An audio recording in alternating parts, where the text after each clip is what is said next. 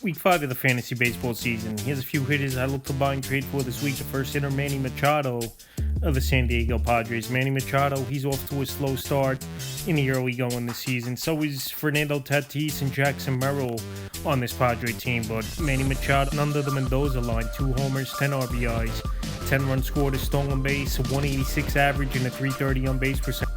For Manny Machado is that his on-base percentage is still way up there at 330, over 150, about 150 points higher than his on base, but the power hasn't been there. Driving and runs haven't been there as well, but his strikeout rate isn't really crazy high, 18 strikeouts in 70 at-bats, but right now he just can't get anything going.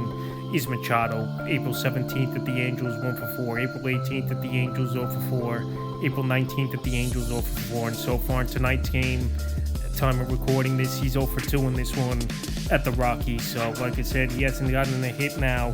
Is Manny Machado in his last 10 at-bats, but he's too talented of a player to be held down this much. Last season, he had another big year. Machado 27 and 95 with a 275 average, and I just don't see, after another nice season last year, just like that, he's going to lose it. So right now, he's struggling mightily and he can't get anything going. He's a perfect buy low candidate this week. He's an easy buy this week. Next hitter, Bo Bichette of the New York Mets. Bichette's been on the list a whole lot so far this season in the early going, and he's really struggling on the year. 1 home run, 9 RBIs, 8 runs scored, a 217 average, and a 255 on base percentage for Bo Bichette. So it's been a tough first few weeks for him with his new team with the New York Mets. But last season he had a great year, 18 homers, a 311 average, driving in 94 RBIs. And with Juan Soto out of the lineup, it's obvious had a trickle effect on this whole lineup. But he should return in tomorrow's ball game is Juan Soto, and that should get everyone going. Better pitches to hit for some of these hitters, especially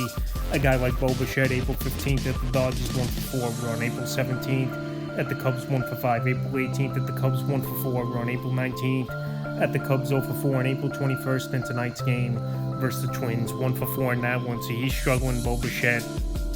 He does have a hit in the last 4 out of his 5 games, but still non-impact it's been for him for fantasy baseball. He does qualify at third and shortstop, which obviously is good versatility. But like I said, with Juan Soto returning and the warmer weather should be here sooner than later on the East Coast, I think Bichette could turn things around easily. A buy low hitter this week. Next hitter, Salvador Perez of the Kansas City Royals. Salvador Perez, he's having a way down year so far in the early going in Salvador Perez, but when it's all said and done, the numbers are still there. The only thing, I think he's going to have a low batting average and be a pure power hitter more than anything this season. That's going to strike out a decent amount on the year. 3 homers, 6 RBIs, 6 runs scored, a 176 average, and a 220 on base percentage in the early going for Salvador Perez. After last season, he came off another 30 and 100 season. April 17th at the Yankees, 0 for 4.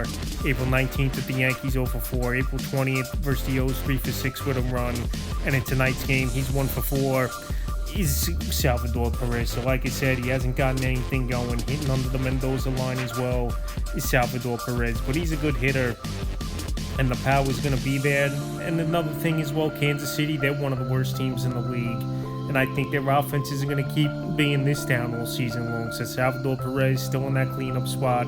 Bobby Witt, his numbers haven't been great as well in the early going.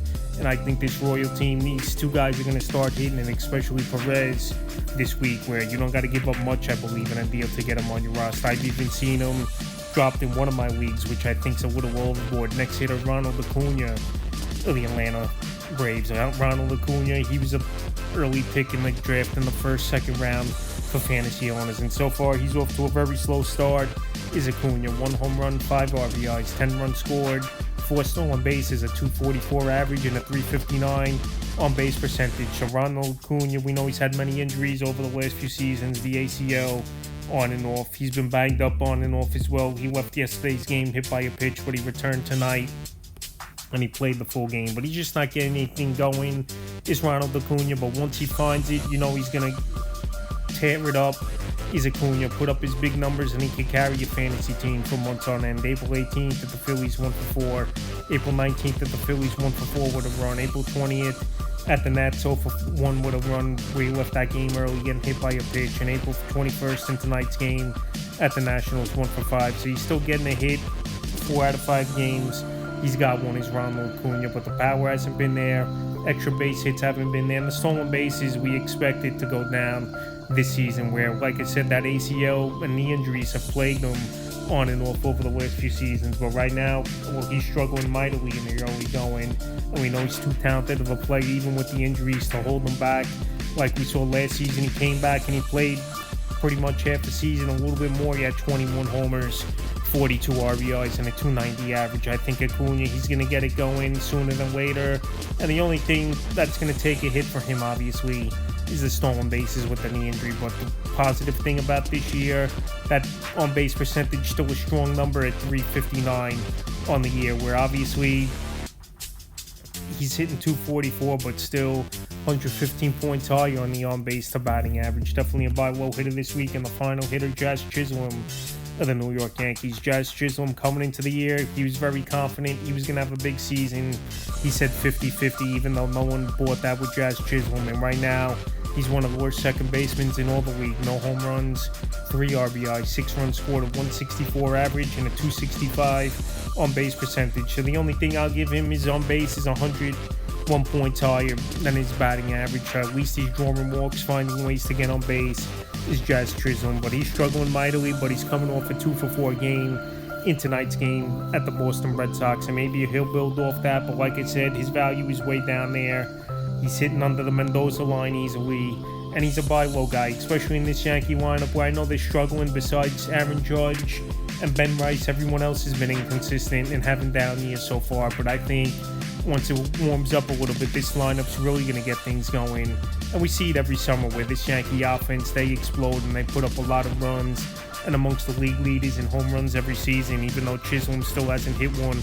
April 16th versus the Angels, 0-for-2. April 17th versus the Royals, 0-for-2. April 18th versus the Royals, 0-for-4. And in tonight's game, the 21st, 2-for-4 at the Boston Red Sox in that victory for the Yankees. So like I said, this offense is going to get it going. Chisholm's in a contract season.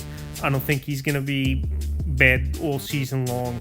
And right now, where his numbers have been non-existent, you don't have to give up much in a deal. Maybe a back-end pitcher or a back-end hitter you picked up off the wire even could get a deal done. That's how bad Chisholm's been. But like I said, I think he could turn things around. So that's a few hitters I look to buy and trade for week 5 of the fantasy baseball season.